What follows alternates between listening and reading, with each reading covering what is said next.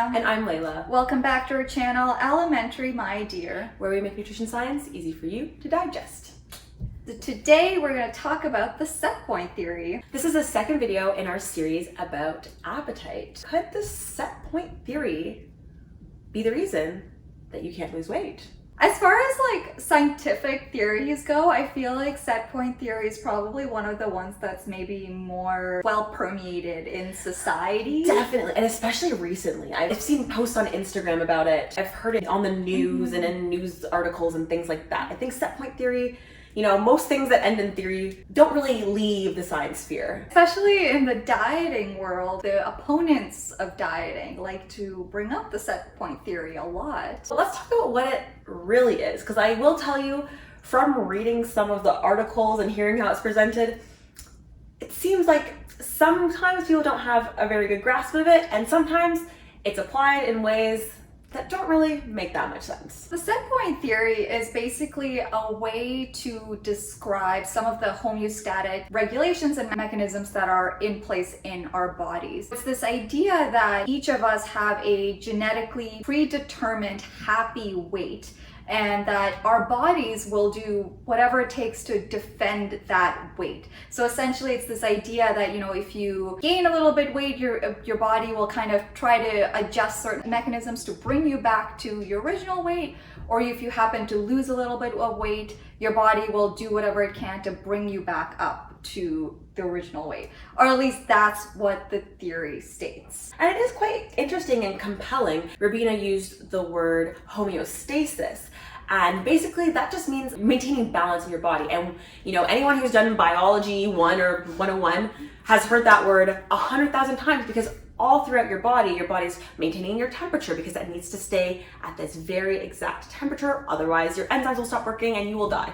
And your blood acidity needs to be a very specific pH. Otherwise you will die. And so your body has all these mechanisms in place to keep things the same. This theory applies that to weight. And I think, you know, based on the first video that we did on what hunger really is, we talked a lot about those homeostatic regulations and mechanisms that are in place to control your food intake, right? You know, if you haven't eaten in a while, you have all these systems and mechanisms in place to make you feel hungry so that you seek out food. Or, you know, if you've just eaten something and you no longer need to consume any food, your body and your brain have ways to communicate to you that you're satiated and that you can stop eating. So I think at first glance, you know, when you hear the set point theory, it seems very compelling, and it's like, yeah, that is what my body's doing. It is kind of keeping that balance. But it's one of those things where, you know, I think when you first hear it, you're like, oh yeah, that makes perfect sense. And then you think about it for like 2 extra seconds and you're like, wait a minute. I kind of understand how scientists got to this theory. You know, originally there was this like one guy who had this theory in the 50s, and he's like, your body, there's some kind of signal that makes sure that your fat mass stays the same always. And then a bunch of people were like, okay, but like, what is it? We don't know. And then they discovered these hormones, and they were like, oh my goodness, this actually makes sense. And we went back to that and developed the set point theory. Even in our day-to-day lives, I think when you hear the set point theory, it seems to explain a lot of what a lot of people experience. You know, a lot of people, when they try to lose weight and go through dieting and calorie restriction, you know, you might lose weight initially, but for a lot of people, that weight loss it's hard to maintain, and for a lot of people they do end up gaining the weight back. So I think when you hear the set point theory, it's like, that's what's happening. You also see people showing the evidence that, you know, your resting metabolic rate changes as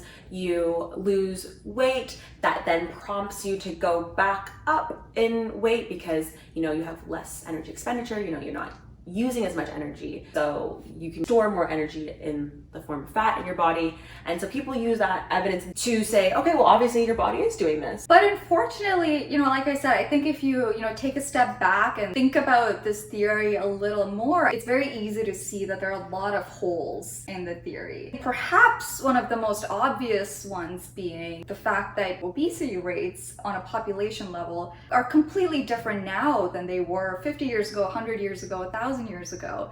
So if it does come down solely to genetics, how could we explain that? I mean, evolution does not happen that quickly, right? So can you say that this is a purely genetically predisposed, predetermined thing? Not only that, we see that when people move to North America or like Western countries from other parts of the world, they often gain quite a bit of weight or a significant amount of weight. It's actually called like the immigration effect or something, where we see that, you know, people that move to North America, certain parameters in, you know, health status, including things like weight, tends to be better than the average North American, but within the 5 years of them being in North America, a lot of things decline and weight does tend to go up. Even like life stages, as you get older, your weight goes up. We see that pretty much across the board. Even like colloquially, the idea of the freshman 15, how, you know, there's tends to be a dramatic weight change that a lot of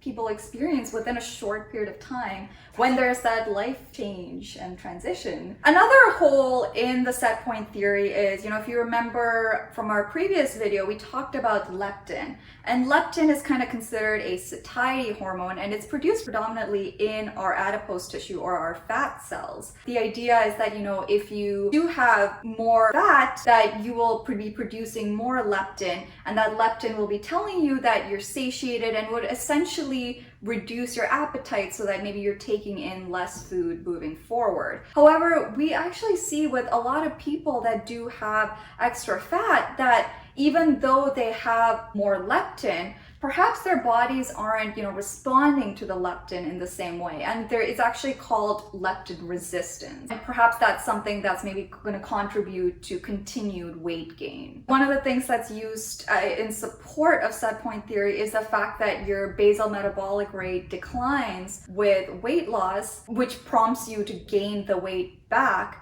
But it's interesting because for a lot of people with extreme dieting and extreme weight loss, your BMR actually goes down further than what you would expect from the changes in weight and muscle mass alone.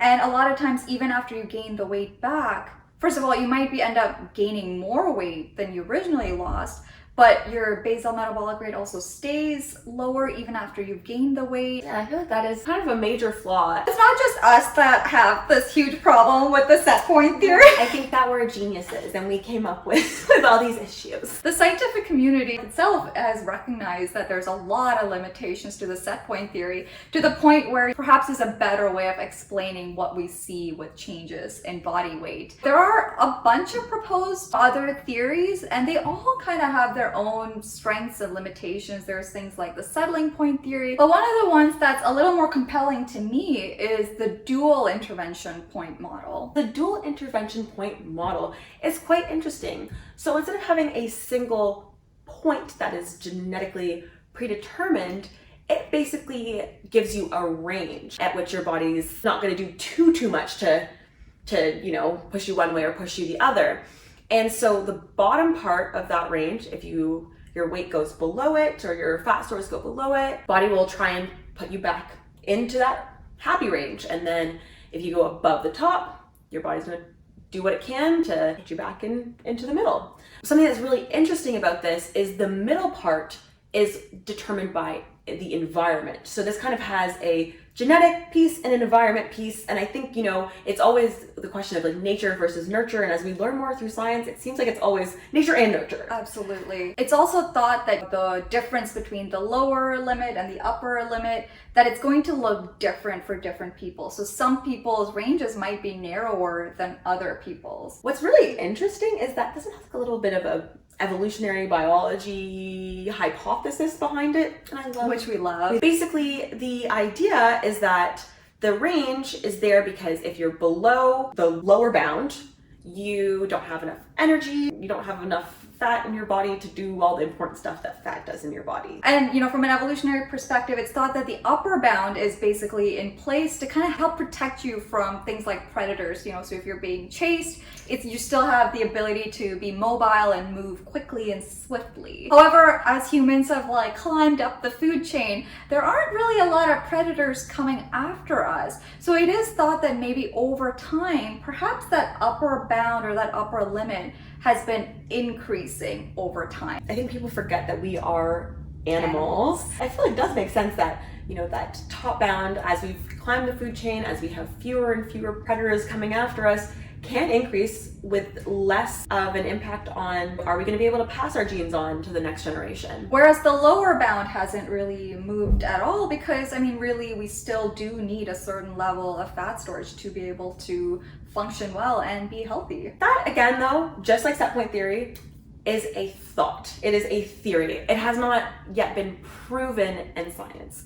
So we wanted to present it just so that you guys know that the set point theory, even though it's the most talked about, it's in the media everywhere, there are other alternatives that people are exploring, and we still just really don't know. We started off this video talking about how it's being talked about a lot in the media, and set point theory, especially I think in the context of dieting and weight loss, set point theory gets brought up a lot. It's maybe being misused or maybe misunderstood, in the sense that set point theory in and of itself does not take environment into consideration. But we know that things like our weight and food intake and physical activity, all of those things are extremely affected by our environment. When we talk about the problems with the set point theory, things like when people move and how things have changed over the last 50 years, that is all environmental. That's very, very little genetics, all environmental. And it's true that, our bodies in general do really value homeostasis, and there are so many mechanisms in place to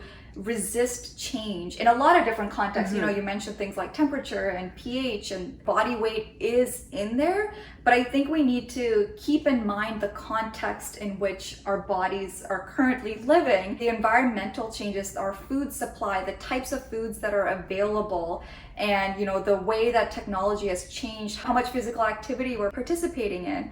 Keeping all of that in mind, I think how much power our homeostatic mechanisms have, perhaps it may be beyond its capacity at this point. Maybe set point theory is like the baseline when we were living wherever, eating foraged nuts and berries and bone marrow, whatever we ate. In our new environment, that's definitely not the case. And so maybe it's we have to combine some of these theories together, where this is the base, but because of these psychological, environmental factors, we have to apply this other lens and this other way of viewing things. I've seen so many articles written this is why you can't lose weight, set point theory. I'm this is not to minimize the fact that losing weight, very, very difficult. There's a lot of evidence to show that, weight loss diets are ineffective in the long term, in the sense that, you might lose weight in the short term, but it's very difficult to maintain that weight loss. And, that's absolutely true. But whether set point theory captures the entire picture of how weight changes or weight is controlled, that's a separate conversation. What we've seen is that set point theory is not enough to explain everything that has to do with weight change. Thank you guys so much for watching. Be sure to like, comment, and subscribe. Hit that notification bell so you never miss one of our videos, and follow us on our Instagram and our TikTok. Thank you for watching. Bye. Bye.